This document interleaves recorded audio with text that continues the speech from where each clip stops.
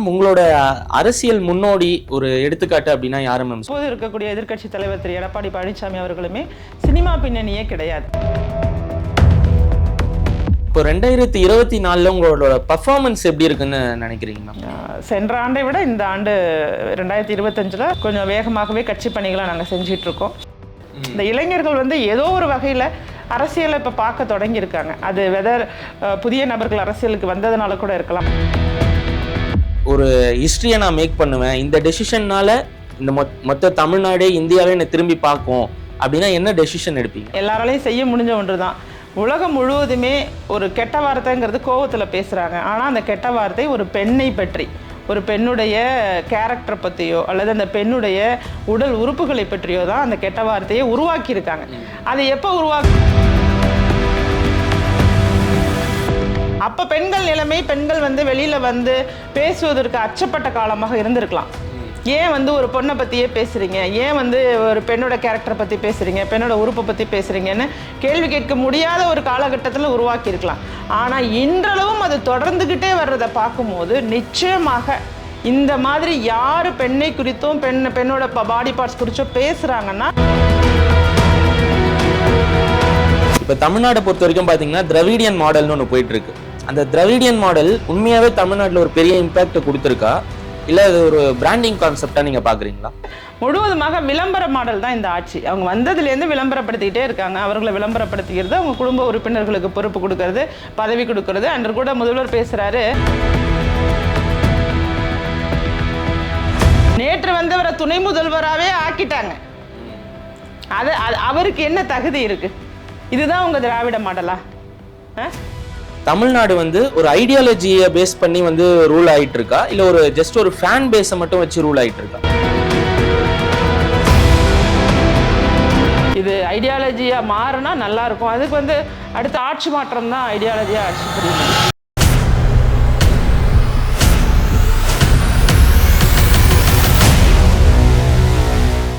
Political தளம் 25 நேயர் அனைவர்களுக்கும் வணக்கம்.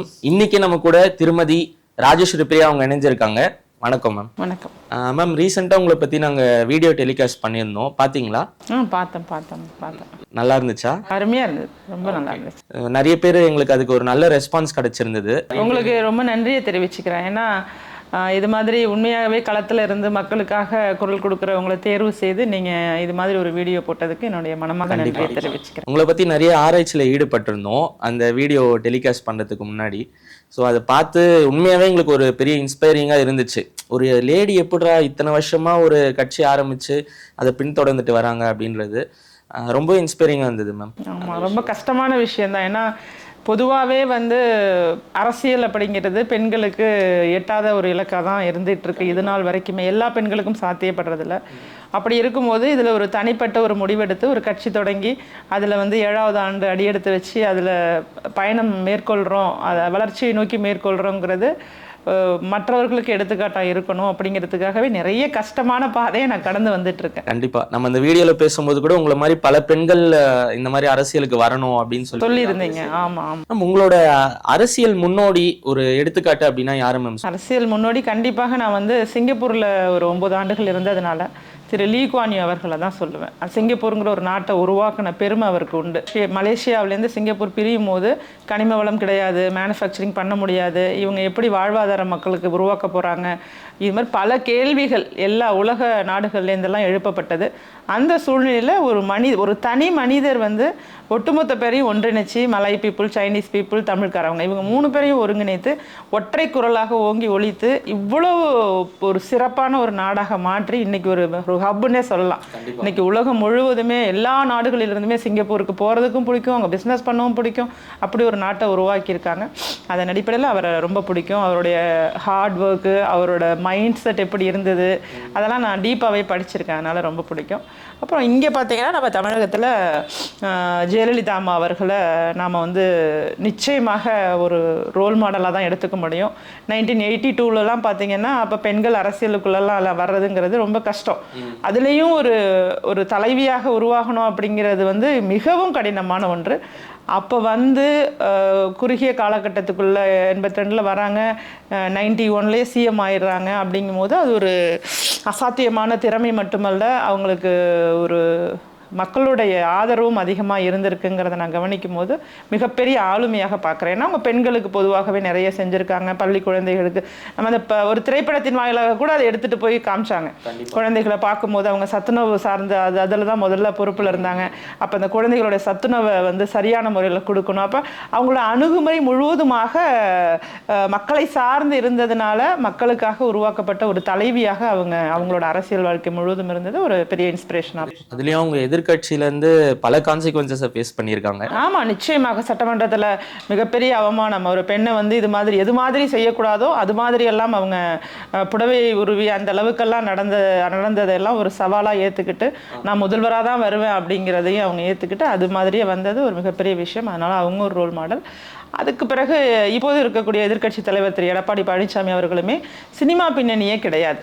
ஏன்னா இப்போ கடந்த காலத்தில் வந்த எல்லாருக்கிட்டையுமே ஏதோ ஒரு வகையில் நடிப்பு அல்லது எழுத்து அல்லது கதை அந்த அடிப்படையில் அண்ணா அவர்கள், பேரறிஞர் அண்ணா அவர்கள் தொடங்கி கருணாநிதி அவர்கள், ஜெயலலிதா அவர்கள், புரட்சித் தலைவர் எம்ஜிஆர் அவர்கள், இவங்க எல்லாருமே வந்து ஓரளவுக்கு சினிமாவுடைய ஒரு இணைப்பு இருந்தது. இது இல்லாமல், சினிமாவோட இணைப்பு இல்லாமல் ஒருவரால் முதல்வராக முடியும், சஸ்டெயின் பண்ண முடியும். ஏன்னா அவர் 3 மாதத்தில் ஆட்சிக்கு விழுந்துரும், அவரால் எப்படி நிற்க முடியும் அப்படியெல்லாம் எல்லாரும் பேசி கொண்டிருந்த காலகட்டத்தில் ஒரு கட்சியையும் நிர்வகித்து ஒரு ஆட்சியையும் நல்ல ஆட்சியாக கொடுத்து மக்களுக்காக பல புதிய திட்டங்களை கொண்டுட்டு வந்து கடுமையான அந்த கொரோனா சூழ்நிலை, கஜா புயல், இது மாதிரி இயற்கை கொடுத்த பெரிய சவால்களையும் ஏற்றுக்கொண்டு அதிலெல்லாம் வெற்றி பெற்ற ஒரு முதல்வராக அவர் இருந்தார். அப்படிங்கிறதுல எந்த மாற்று கருத்துமே கிடையாது. கண்டிப்பாக சாமானியரும் சரித்திரத்தில் இடம் பிடிச்சு முதல்வராகலாம் அப்படிங்கிறதுக்கு நிகழ்காலத்தில் ஒரு எடுத்துக்காட்டுன்னா அது திரு எடப்பாடி பழனிசாமி அவர்களை தான் நான் அவரை ஒரு முன்னுதாரணமாக தான் நினைக்கிறேன். கண்டிப்பாக மேம். இப்போ சினிமா துறைக்கு வந்தால் தான் அரசியலுக்கே வரணும்ட்டு ஒரு எழுதப்படாத ஒரு ரூல் இருந்துச்சு. அந்த ரூலை வந்து பிரேக் பண்ணது திரு எடப்பாடி பழனிசாமி அவர்கள் தான். ஏன்னா அந்த இக்கட்டான சூழ்நிலை, ஒரு பதவி வருது அப்படிங்கிறதுனால அது வந்ததுனால மட்டும் அவர் சஸ்டெயின் பண்ணலை. அவருடைய தனித்திறமையினாலும் மக்கள் மீது கொண்ட அதீத பாசத்தினாலும் என்னென்னலாம் அவர் கொண்டுட்டு வந்த 11 மருத்துவக் கல்லூரிகள், 7 சட்டக்கல்லூரிகள், அந்த 7.5% அரசு பள்ளி மாணவர்களுக்கான இடஒதுக்கீடு, நிறைய திட்டங்கள் அடுக்கிக்கிட்டே போகலாம். காவிரி டெல்டா, எங்களோட நாகை மாவட்டம்லாம் இருக்குல்ல, அந்த டெல்டா பகுதியை பாதுகாக்கப்பட்ட வேளாண் மண்டலமாக அறிவிக்கப்பட்டது. இது எல்லாமே பெரிய விஷயம். இது பல காலமாக இந்த மீத்தேன் போராட்டம்லாம் நடந்துகிட்டு இருந்தது பாருங்க. அதெல்லாம் அதுக்கு முன்னதாக காங்கிரஸ், திமுக இவர்களால் வந்தது தான். அதுக்கு என்ன தீர்வோ அதை நோக்கி பயணம் செய்தார். அந்த தீர்வை நோக்கி பயணம் செய்து எதெல்லாம் செய்ய முடியுமோ அதெல்லாம் செஞ்சார். விவசாயிகளுக்கு எவ்வளவோ செஞ்சுட்டார், அவர் ஒரு விவசாயியாக இருந்ததுனால. அதனால் அவருடைய நாங்கள் பார்த்து வியந்த ஒரு நல்ல தலைவராக, அரசியல் தலைவராக நான் பார்க்குறேன். ஒரு 7 வருட காலமாக நீங்கள் வந்து அரசியலில் பயணிச்சுட்டு வரீங்க. ஒருவேளை நீங்கள் இந்த அரசியலுக்குள்ளே வரல அப்படின்னா என்னவா இருந்திருப்பீங்க? அரசியலுக்குள்ளே வரலைன்னா கண்டிப்பாக அந்த மக்கள் பணி ஆற்றணும் அப்படிங்கிற ஒரு எண்ணம் இருக்குது. மக்கள் சார்ந்து மக்களுடைய உடல்நலம் நல்லா இருக்கணுங்கிற வகையில் ஏதாவது ஒரு தொழில்னா உணவகம், நீங்கள் இயற்கை உணவகம் அந்த மாதிரியான ஒரு உணவகம் ஆரம்பிக்கணும் அப்படிங்கிறது கூட என்னுடைய ஆசை தான். மக்களுக்கும் பயனளிக்கணும், அதீத லாபத்தை மட்டும் மனசில் வைக்காமல் அவங்க ஏன்னா இன்றைக்கி இயற்கையான உணவுகள்லாம் யாரும் எடுத்துக்கிறது இல்லை. எல்லாம் கலாச்சாரம் மாறிட்டுன்னு சொல்லி இந்த பர்கர், பீஸா இது மாதிரியான உடலுக்கு சீர்கேடு கொடுக்கக்கூடிய ரொம்பவே கெட்ட உணவுகளை தான் குழந்தைகளுக்கு கொடுக்க வேண்டிய சுச்சுவேஷன் கிரியேட் ஆகிட்டு, பேரண்ட்ஸே தடுத்தாலும் குழந்தைங்க அதுதான் வேணுங்கிறாங்க. அப்போ பிள்ளைகள் ஆசைப்படுறாங்களேன்னு சொல்லி அதை வாங்கி கொடுக்க வேண்டிய ஒரு நிர்பந்தம் வந்து பல்வேறு விதமான நோய்கள் இன்னைக்கு பரவிட்டு இருக்கு. இதெல்லாம் பார்க்கும்போது நம்ம உணவுகள்லையே குழந்தைகளுக்கு பிடிக்கும் வகையில் நம்ம ஏதாவது செஞ்சு அந்த மாதிரி ஏதாவது பண்ணியிருப்பேன். நிச்சயமாக மக்கள் சார்ந்த பணியாக இருந்திருக்கும்.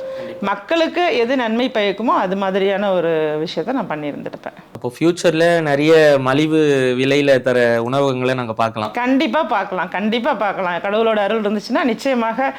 எனக்கு முக்கியமாக அடுத்த தலைமுறை தான். நான் வந்து தொடர்ச்சியாக போராடிட்டு இருக்கிறதும் குழந்தைகளுக்காகவும் இளைஞர்களுக்காகவும் தான். ஏன்னா அவர்களுடைய உடல் ஆரோக்கியம் தான் முக்கியம். அடுத்து உடல் நல்லா இருந்தால், ஆரோக்கியமாக இருந்தால் தான் அதற்கு அடுத்து அறிவை வளர்த்துக்க முடியும், அதற்கப்புறம் மக்களுக்காக இருக்க முடியும், ஒரு நல்ல ஒரு முழு வாழ்வை வாழ்ந்துட்டு போக முடியும் இந்த பூமியில். அதனால தான் நான் வந்து இந்த சிகரெட், மது, போதைப் பொருள் இதெல்லாம் எதிர்க்கிறதுக்கு காரணமே அடுத்த தலைமுறையை பாதுகாக்கணும் அப்படிங்கிறதுல எனக்கு மிகப்பெரிய, எல்லா குழந்தைய பார்த்தாலும் என்னோட குழந்தை மாதிரியே தான் எனக்கு தோணும். அந்த அம்மாங்கிற பாசம் வந்து அந்த தாய்ப்பாச உணர்வு தன்னெறியாமலே அதிகமாக இருக்குது. கண்டிப்பாக உங்களோட வாக்கு பலிக்கட்டும். ஒன் மோர் ஒரு இன்ட்ரெஸ்டிங்கான கொஸ்டின் உங்ககிட்ட கேட்குறேன். நீங்கள் உங்களோட அரசியல் பாதை, உங்களோட அரசியல் வாழ்க்கையை நெட்ஃப்ளிக்ஸ்லேயோ இல்லை அமேசான்லேயோ ஒரு திரைப்படமாக நம்ம காட்சி அமைச்சோன்னா அதுக்கு என்ன பேர் வைக்கலாம்? இன்னும் நிறைய தூரம் இருக்குது நான் பயணம் செய்கிறதுக்கு. ஒட்டுமொத்தமாக என்னோட அரசியல் பயணம் 2017 தொடங்குனுச்சு. ஒரு கட்சியில் மாநில இளைஞரணி செயலாளராக இருந்தேன். அதன் பிறகு இப்போ சொந்தமாக கட்சி தொடங்கினது 2019. அப்போ இத்தனை ஆண்டுகளாக நான் செய்த போராட்டம், நான் எதை பற்றி பேசுகிறேன், எதுக்காக அரசியலுக்கு வந்தேன், இது எல்லாமே மக்களுக்கும் நிறைய பேர் என்னை வாட்ச் பண்ணுறவங்களுக்கு கண்டிப்பாக தெரியும். அதனால் என்னுடைய போராட்டங்கள் இன்னும் தொடர்ந்துக்கிட்டே தான் போகும். ஆனால் குறிப்பாக மக்களின் குரலாகத்தான் நான் இருப்பேன். மக்கள் என்ன நினைக்கிறாங்களோ அதுதான் என்னுடைய தாட்டாக இருக்கும். நான் சாமானியரில் ஒருத்தராக எந்த பின்புலமும் இல்லாமல் அரசியலுக்குள்ளே வந்ததுனால மக்களோட குரலாகத்தான் நான் ஒழிப்பேன். அப்போ மக்களின் குரல்னு கூட நம்ம டைட்டில் கொடுத்துக்கலாம். ஏன்னா அது எந்த காலத்துக்கும் பொருந்தும். என்னுடைய அரசியல் பயணம் இன்னும் எத்தனை ஆண்டுகள் நீடிக்க போகுதோ அந்த ஆண்டுகள் வரைக்குமே என்னுடைய குரல் மக்களின் குரலாகத்தான் இருக்கும். அப்போது அனைத்து மக்கள் அரசியல் கட்சி தலைவர் வந்து ஒரு மக்களின் குரல் அப்படின்ட்டே அழைக்கலாம். நிச்சயமாக அழைக்கலாம். எல்லாருமே ஏற்றுக்கொள்வார்கள். அந்த அளவுக்கு அவங்களுக்காக தான் குரல் கொடுக்குறேங்கிறது தெரிய தொடங்கிட்டு இருக்கு. இன்னும் நிறைய இடம் இருக்கு, நிறைய பிரச்சனைகள் இருக்கு, நிறைய பேருக்கு நிறைய செய்ய வேண்டியது இருக்கு. அப்ப அவர்களே நமக்கு அந்த பட்டத்தை கொடுப்பாங்க. ஓகே, அப்போ 2024 உங்களோட பர்ஃபார்மன்ஸ் எப்படி இருக்குன்னு நினைக்கிறீங்க மேம்? சென்ற ஆண்டை விட இந்த ஆண்டு 2025 கொஞ்சம் வேகமாகவே கட்சி பணிகளை நாங்கள் செஞ்சிட்டு இருக்கோம். எங்களுக்கு கட்சி தொடங்கின உடனே கொரோனா காலகட்டம் வந்ததுனால தான் கொஞ்சம் நாங்கள் வேகமாக செல்ல முடியல. ஒரு நார்மல் ஸ்பீடில் தான் போயிட்டு இருந்தோம். இப்போ இந்த ஆண்டு ஜனவரி தொடங்கினதுலேருந்தே நல்ல வேகமாக எல்லா இடங்களிலுமே பொறுப்பாளர்கள் எனக்கு பொறுப்பு வேணும்னு எவ்ரிடே நிறைய பேர்கிட்டேருந்து நாங்கள் அழைப்புகளை ஏற்கிறோம், நிறைய மெசேஜ்களை ரிசீவ் பண்ணுறோம். இப்போ தமிழ்நாடு முழுவதும் நிறைய பேர் நம்மளோட இணைந்து செயல்பட தயாராகிட்டு இருக்காங்க.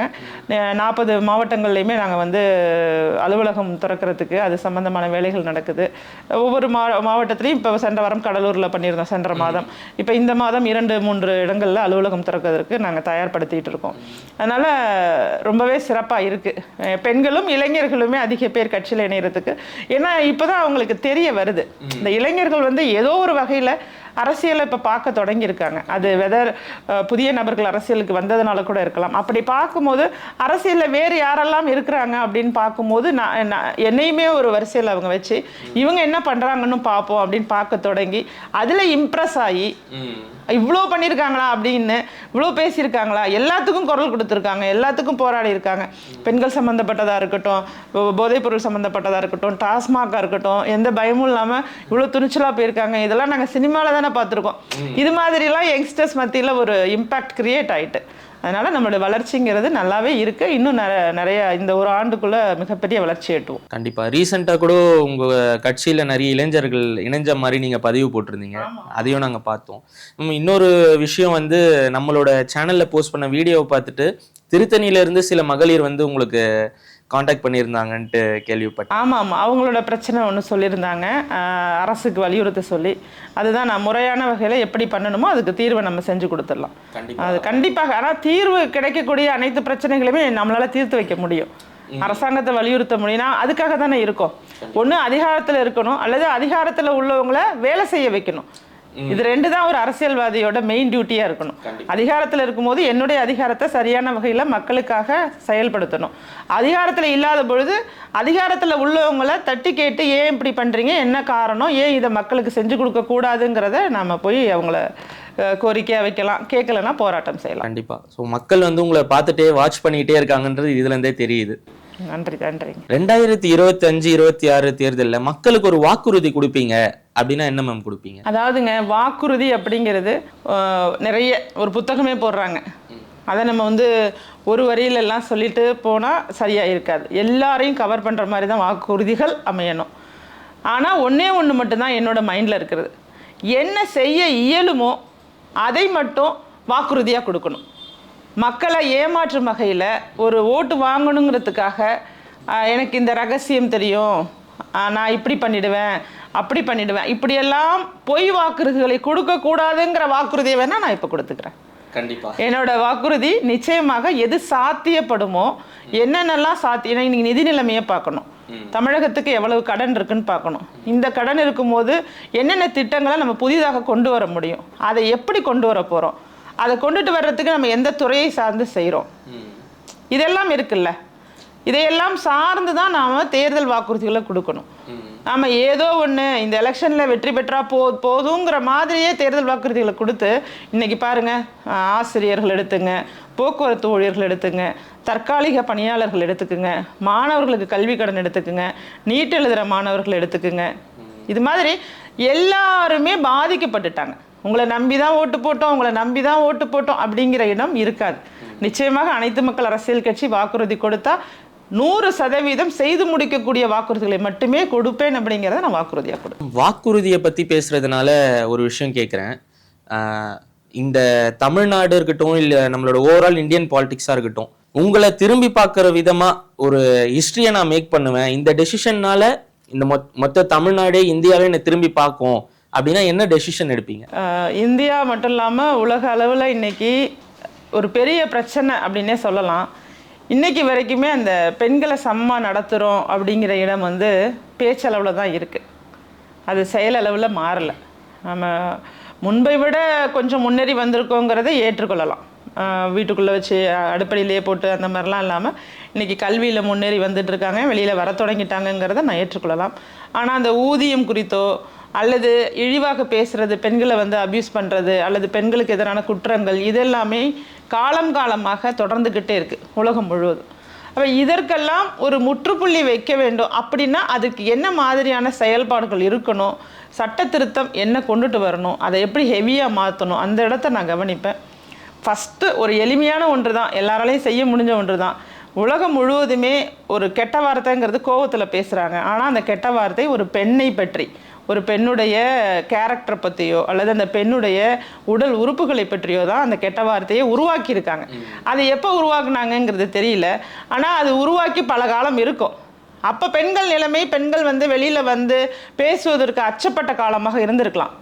ஏன் வந்து ஒரு பொண்ணை பற்றியே பேசுகிறீங்க, ஏன் வந்து ஒரு பெண்ணோட கேரக்டரை பற்றி பேசுகிறீங்க, பெண்ணோட உறுப்பை பற்றி பேசுகிறீங்கன்னு கேள்வி கேட்க முடியாத ஒரு காலகட்டத்தில் உருவாக்கியிருக்கலாம்.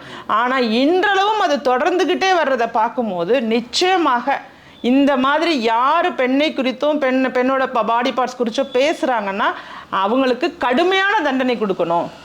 எப்படி வந்து சாதிய பாகுபாடு இருக்கக்கூடாதுங்கிறப்ப நம்ம வந்து பட்டியலின மக்கள் குறித்து பேசினா பிசிஆர் ஆக்ட் இமீடியட்டாக அவங்களுக்கு அப்ளிகபிளோ, அதே மாதிரி பெண்கள் குறித்து பேசினாலும் அவங்களுக்கு உடனடியாக கடுமையான ஒரு சட்டம் பாயணும்.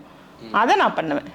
ஏன்னா இது எல்லா பெண்களுமே வைக்கக்கூடிய ஒரு கோரிக்கை தான். இன்னைக்கு பல குடும்பங்கள் விவாகரத்தில் முடிஞ்சு வாழ்ந்துட்டு இருக்காங்கன்னா அதற்கு காரணம் கூட இது போன்ற வார்த்தைகள் அவர்கள் மனதை புண்படுத்தியது தான். இதை நான் ஒரு மேடையில் பேசும்போது கூட அத்தனை பெண்கள் என் கையை பிடிச்சி அழுக ஆரம்பிச்சிட்டாங்க. இது வந்து உண்மையிலேயே இதுக்கு ஏதாவது ஒரு வழி பண்ணுங்க மேடம். நான் வந்து விசாரிக்கும் போது அதை நாடாளுமன்றத்தில் கொண்டு போய் ஒரு மனுவாக கொடுக்க சொல்லியிருக்காங்க. கண்டிப்பாக இந்த மனுவை நான் கூடிய விரைவில் டெல்லிக்கு சென்று கொடுப்பேன்.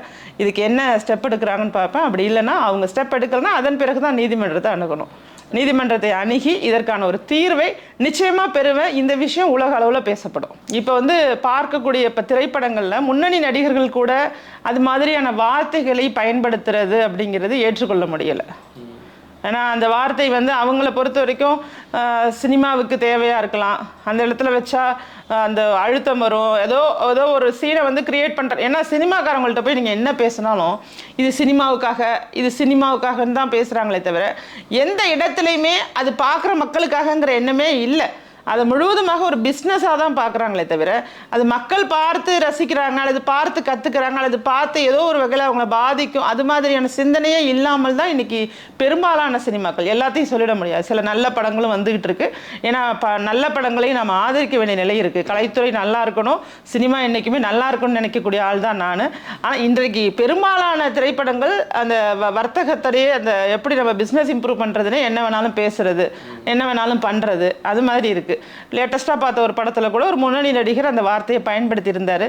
தேவையில்லாததை தான் தோணுச்சு, ஏன் அதை பயன்படுத்தினாருன்னு தெரியல. பெண்களே கூட இப்போ அந்த திரைப்படத்துல பேசுறாங்களே மேம் கெட்ட வார்த்தை. 2 பேரும் தான், இதுல ஆண் பெண் பாகுபாடு இல்லை. இது திரைப்பட நடிகைன்னு கிடையாது, பொதுவாகவே நம்ம சமூகத்துல பல பெண்கள் பெண்ணை பத்தியே தான் பேசுறன்றது கூட ஒரு நாலேஜ் இல்லாம அவர்களே அந்த வார்த்தையை தான் பயன்படுத்திட்டு இருக்காங்க.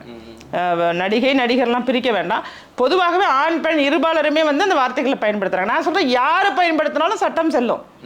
இது ஆணுக்கான சட்டமா இருக்காது, பெண் பயன்படுத்தினாலும் செல்லும். அதை தான் சொல்ல வரேன். இந்த மாதிரி வார்த்தைகளே இனிமே இருக்கக்கூடாது. உனக்கு கோவம் வந்தா வேற ஏதாவது தயாரிச்சு புதுசா திட்டு, புதிய வார்த்தைகளை கண்டுபிடிச்சு திட்டு. இந்த வார்த்தைகளை தான் திட்டணும் அவசியம் இல்லைங்கிறேன். அது ஆணா இருக்கட்டும் பெண்ணா இருக்கட்டும், அதை தான் நான் வலியுறுத்துறேன். இப்ப தமிழ்நாட்டை பொறுத்த வரைக்கும் பாத்தீங்கன்னா திராவிடியன் மாடல்னு ஒன்று போயிட்டு இருக்கு. அந்த திராவிடியன் மாடல் உண்மையாவே தமிழ்நாட்டில் ஒரு பெரிய இம்பாக்ட் கொடுத்துருக்கா, இல்ல அது ஒரு பிராண்டிங் கான்செப்டா நீங்க பாக்குறீங்களா?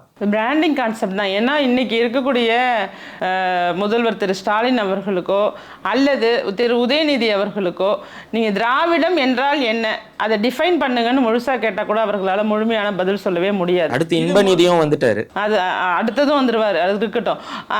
அது மன்னராட்சி. இது ஆக்சுவலா பார்த்தா இது மன்னராட்சி மாடல் தான், இது ஒன்றும் திராவிட மாடல் கிடையாது. முழுவதுமாக விளம்பர மாடல் தான் இந்த ஆட்சி. அவங்க வந்ததுலேருந்து விளம்பரப்படுத்திக்கிட்டே இருக்காங்க. அவர்களை விளம்பரப்படுத்திக்கிறது, அவங்க குடும்ப உறுப்பினர்களுக்கு பொறுப்பு கொடுக்கறது, பதவி கொடுக்கறது. அன்று கூட முதல்வர் பேசுறாரு, நேற்று வந்தவங்க எல்லாம் முதல்வராகணும்னு ஆசைப்படுறாங்க அப்படின்னு சொல்லி பேசுறாரு. நேற்று வந்தவரை துணை முதல்வராகவே ஆக்கிட்டாங்க. அது அவருக்கு என்ன தகுதி இருக்கு? இதுதான் உங்க திராவிட மாடலா?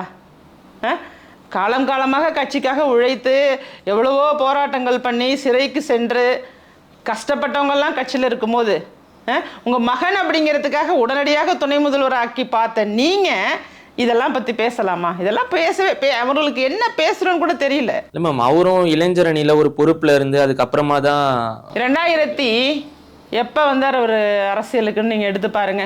18 நினைக்கிறேன், 18 19 தான் அரசியலுக்கு வந்து அதுல முழு நேரமா செயல்பட ஆரம்பிச்சிட்டாரு.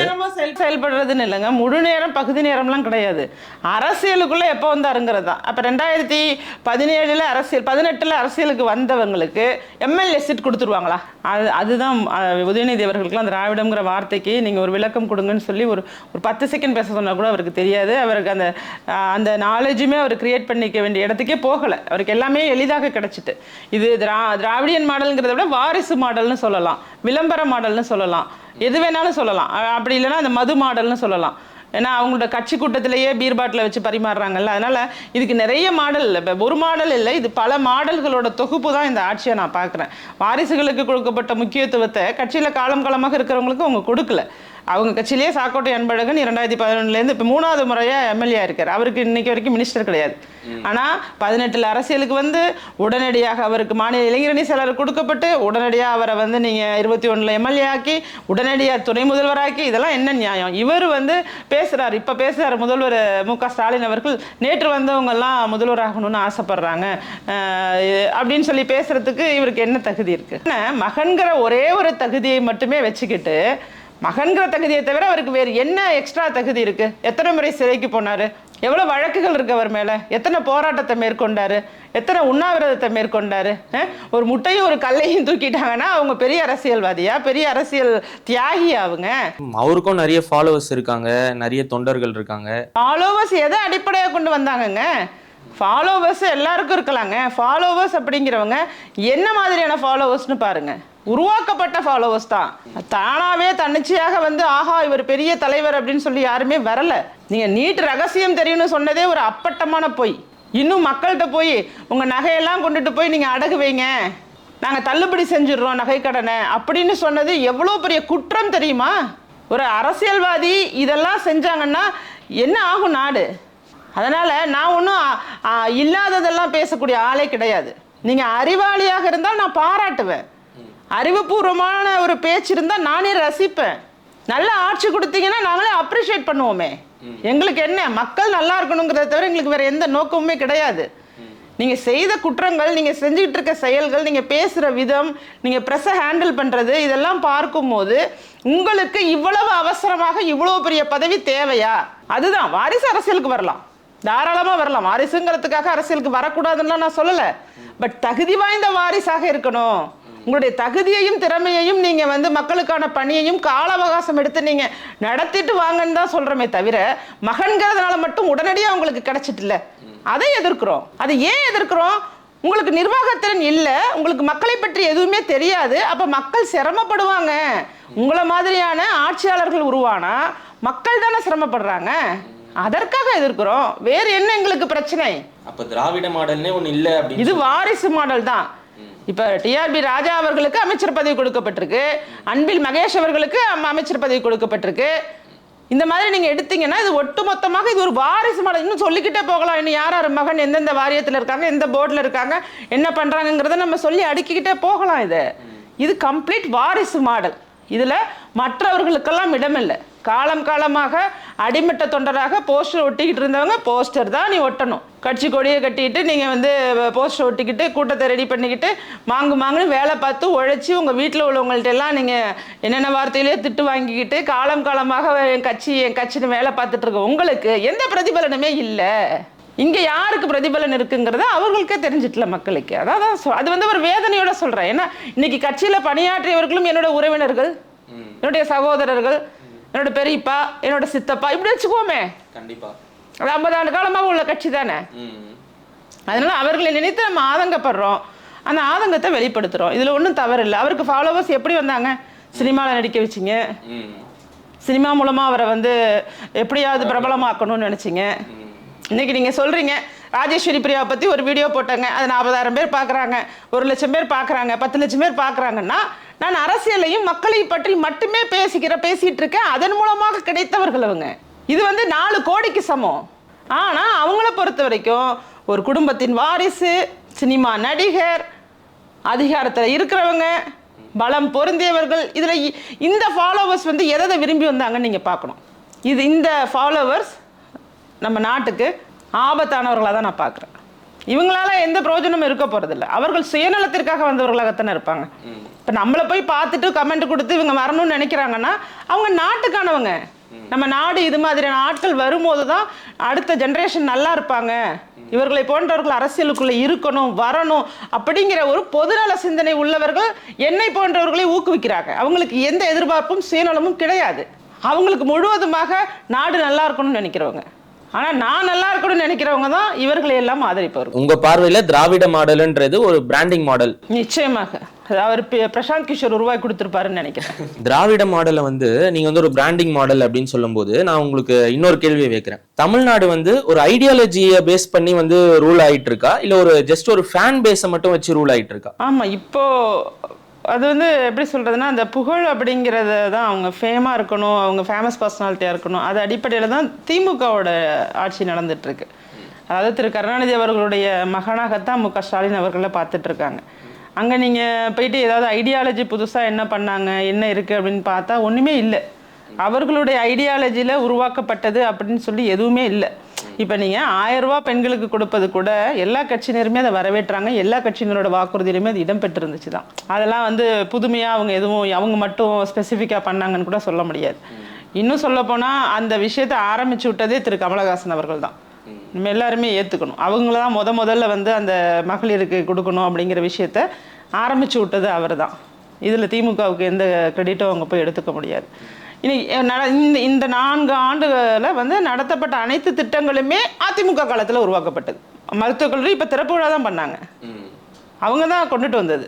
அப்படி அவர்கள் வந்து எதுவுமே புதுசாக கொண்டுட்டு வரல. அப்போ அவங்க வந்து இவர் உதயநிதி, ஸ்டாலின் இந்த முகங்களை கொண்டுட்டு போகிறதுக்கு என்ன முயற்சியோ அந்த முகங்களை கொண்டுட்டு போகிறது மட்டும்தான் அவர்கள் வேலையாக இருக்குது. இப்போ மறந்துட்டாங்க. இப்போ இவர் அண்ணா முகமோ பெரியார் முகமோ இன்னும் சொல்ல போனால் கருணாநிதி அவர்களோட முகமோ தேட வேண்டியதாக இருக்குது. ஒரு கால்னான்னு சொல்லுவாங்கள்ல பழைய காலத்து, அந்த கார்வா சைஸுக்கு போட்டு எல்லாரையும் சுருக்கி சின்னதாக வச்சுட்டு இவங்க 2 பேரை மட்டும் நீங்கள் எங்கே பார்த்தாலும் பார்க்கலாம். இது வந்து ஒரு ஐடியாலஜி அரசியலே கிடையாது. இதே வந்து சென்ற ஆட்சி எடுத்துக்கிட்டிங்கன்னா அவர் வந்து ஒரு பெரிய ஒரு மாஸ் லீடர் அப்படின்னு அவர் முதல்வர் ஆகிறப்ப இல்லை திரு எடப்பாடி கே பழனிசாமி அவர்கள். ஆனால் அவர் தன்னை ஒரு மாஸ் லீடராக மாற்றிக்கிட்டாரு. எதனாலன்னா அந்த ஐடியாலஜினால. மக்களுக்கு நாம் என்னென்னலாம் செஞ்சோம்னா நம்மளை ஏற்றுக்குவாங்க, மக்களுக்கு நாம் நல்லது செய்யும் போது நம்மளை ஏற்றுக்குவாங்கங்கிறதன் அடிப்படையில் நிறைய ஐடியாலஜி. லேட்டஸ்ட்டாக ஐடியையும் விவசாயத்தையும் இணைக்கணும், அப்புறம் முதலீடை போய் ஈர்க்கணும் அப்படின்னா யாதும் ஊரேன்னு ஒரு டைட்டில் வச்சாங்க, தலைப்பு வச்சு அந்த முதலீட்டாளர்களை அதிகமான முதலீடை ஈட்டுட்டு வந்தாங்க. அந்த முதலீடும் இங்கே உள்ள வணிகர்களை பாதிக்கக்கூடாதுன்னு சொல்லி அவங்க சைடும் சேஃப்கார்ட் பண்ணாங்க. இப்போ இருக்கிற மாதிரி கிடையாது. இப்போ வந்து நீங்கள் லூலு மால் வேணான்னு எல்லா வணிகரும் சொல்கிறாங்க. ஆனால் இப்போ லூலு மால் ஓப்பன் ஆயிடுச்சு கோயம்புத்தூரில். சரியா? அப்போ எல்லா பர்டிகுலராக ஒவ்வொன்றுமே மக்களை நமக்கு எந்த அளவுக்கு திருப்திப்படுத்தணுமோ அந்த அளவுக்கு திருப்திப்படுத்தணுங்கிற ஒரு ஐடியாலஜியோட செயல்பட்டவர். அவரை வேணால் நம்ம ஐடியாலஜியோட செயல்பட்ட ஒரு அரசியல்வாதியாக பார்க்கலாம், ஆட்சியாக பார்க்கலாம். இது வந்து முழுவதும் விளம்பரம்தான். அவர்களுக்கு என்ன தேவையோ விளம்பரத்தை பண்ணி மேடைகளில் பேசும்போது ரொம்பவே மக்களுக்காக நாங்கள் தான் இருக்கோம் அப்பான்னு கூப்பிடுறாங்க. எல்லாரும் அப்பான்னு கூப்பிட்டு நானுமே யாருமே பார்க்கல, எனக்கு தெரியல. இல்லை அவங்களாம் வந்து ஒரு பிராண்டாக க்ரியேட் பண்ணி கூப்பிட்டுருக்கலாம். இப்போ நம்மளையுமே நம்ம பசங்களோட கிளாஸ்மேட்ஸ் அம்மா அப்பான்னு கூப்பிடுறாங்க தான், அதை நம்ம பார்க்குறோம். ஆனால் அவரை தனியாக யார் அப்பான்னு கூப்பிட்டாங்கன்னு நமக்கே தெரியல. அது ஒரு பிராண்டு க்ரியேட் பண்ணுங்கன்னு சொல்கிறாங்க, ஒரு நிறுவனம் வச்சுக்கிறாங்க. அந்த நிறுவனத்தில் அவங்க மருமகன்லாம் இன்வால்வ் ஆகுறாங்க, அவங்கள எப்படியாவது ப்ரொமோட் பண்ணி எடுத்துகிட்டு போகணுங்கிறாங்க. அந்த வாக்கிங் போகிறப்ப சந்திக்கிறது, நம்ம நரிக்குறவர்களை வச்சு ஒரு அரசியல் பண்ணுறது, ஒவ்வொரு இடத்துலையும் ஒவ்வொரு கண்டென்ட் வச்சு அரசியல் பண்ணணும் அப்படிங்கிற மாதிரி போகிறது. அதில் வேற நல்லா பண்ணால் பரவாயில்ல, அந்த கோப்பையே வாங்காத ஒருத்தரை கூப்பிட்டு வச்சு விருந்து கொடுத்தாங்களே, இதெல்லாம் வந்து எப்படி நடக்கும்? எப்படி ஒரு அடிப்படையாக எந்த அளவுக்கு அவங்க நிர்வாகத்திறன் அற்று இருக்காங்கங்கிறத நம்ம கண்கூட பார்க்குறோம். இதை நம்ம ஒரு புறம் நகைச்சுவே எடுத்துக்கலாம். ஆனால் இவ்வளவு பெரிய நிர்வாகத்தை இவங்களை நம்பி ஒப்படைச்சிருக்கோமே, இந்த அடிப்படையாக இவர் உண்மையானவரா, இவர் இந்த இவ்வளோ பெரிய கோப்பையை தூக்கிட்டு வர்றாரு, இதை நீங்கள் தேடி இந்த கோப்பை இவங்க தான் வாங்கினாங்களான்னு கூட தெரியாமல் இருக்கிறவங்க இந்த நிர்வாகத்தை எப்படி பார்த்துக்குவாங்க? இங்கே நடக்கக்கூடிய ஒவ்வொரு விஷயத்தையும் நீங்கள் எந்த அளவுக்கு கவனக்குறைவோட எவ்வளவு கஷ்டத்தை ஏற்படுத்திட்டு இருக்கீங்க மக்களுக்கு, இதையெல்லாம் நம்ம சிந்திக்கணும்ல. அதனால் டோட்டலாகவே ஐடியாலஜியே இல்லை, ஐடியாலஜியும் இல்லை, அட்மினிஸ்ட்ரேஷன் பவரும் கிடையாது அவங்கள்ட்ட. ஓரளவுக்கு இந்த 4 வருஷத்தை தாண்டி மக்கள் எவ்வளோ சிரமப்படுறாங்கிறத இதே கேமரா எடுத்துகிட்டு போய் மக்களை பார்த்து கேட்டிங்கன்னா அவங்க போனால் சொல்லுவாங்க. விலைவாசி உயர்வுலேருந்து எல்லாமே. ஏன்னா அவங்க சொன்ன ஒரு கேஸ் சிலிண்டர் மானியம் கூட அவங்க கொடுக்கல. எங்கேயாவது ஒரு இடத்துல ஏதாவது ஒரு ஐடியாலஜின்னு இருந்துச்சுன்னா ஏதோ ஒன்று பண்ணி மக்களை திருப்திப்படுத்தணும். இவங்க 2 விஷயத்த சொல்லுவாங்க. ஒன்று 1000 ரூபா கொடுக்குறோம், இன்னொன்று இலவச பேருந்து.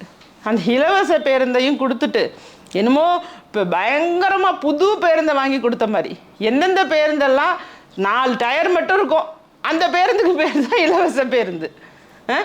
ரொம்ப சிரமப்பட்டு மக்களை வந்து அந்த இடத்துக்குள்ளே ஓசி பஸ்ஸுன்னு மேடையில் நின்று சொன்னது, பஸ்ஸுக்குள்ளே இருக்கிறவங்கள அந்த ஓட்டுநரோ நடத்துனரோ யாராவது ஒருத்தர் நீ என்னம்மா அவனுக்கு தான் டிக்கெட் இல்லை ஃப்ரீ பஸ் தானே அப்படின்னு சொல்லி இழிவாக பேசுறது, இப்படி என்னென்னமோ நடக்குதுல்ல.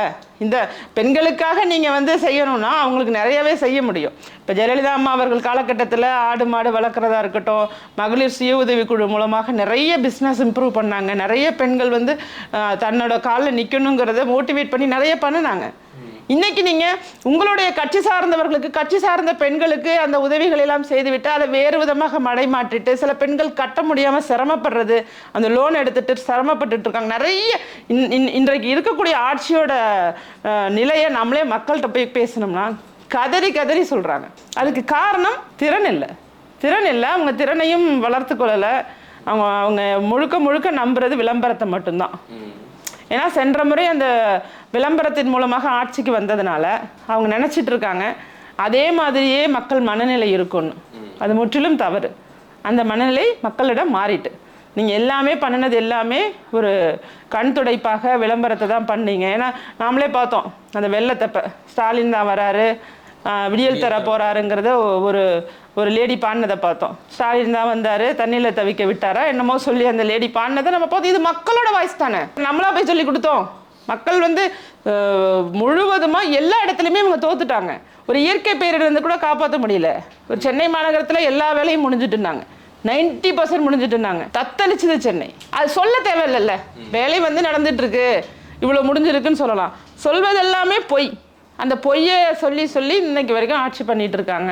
இது ஐடியாலஜியாக மாறினா நல்லா இருக்கும். அதுக்கு வந்து அடுத்த ஆட்சி மாற்றம் தான் ஐடியாலஜியாக ஆட்சி புரிய முடியும். ரீசெண்டாக நீங்கள் பார்த்து ரொம்ப ரசித்து ரொம்ப சிரிச்ச மீம், இந்த வரலாறு தெரியுமான்னு சொன்னப்ப நிறைய மீம்ஸ் நிறைய பேர் அதில் ராகுல்னு ஒரு தம்பி பாட்டுக்கெல்லாம் கூட வாய்ஸ் ஓவர் கொடுத்தீங்களா மேம்? இந்த யாரா அந்த பையன் பாட்டு கேட்டிங்களா? வாய்ஸ் ஓவர் கொடுக்கல, எனக்கே தெரியாமல் அந்த அசல் கோளாறுங்கிற தம்பி வந்து பண்ணியிருக்காப்புல.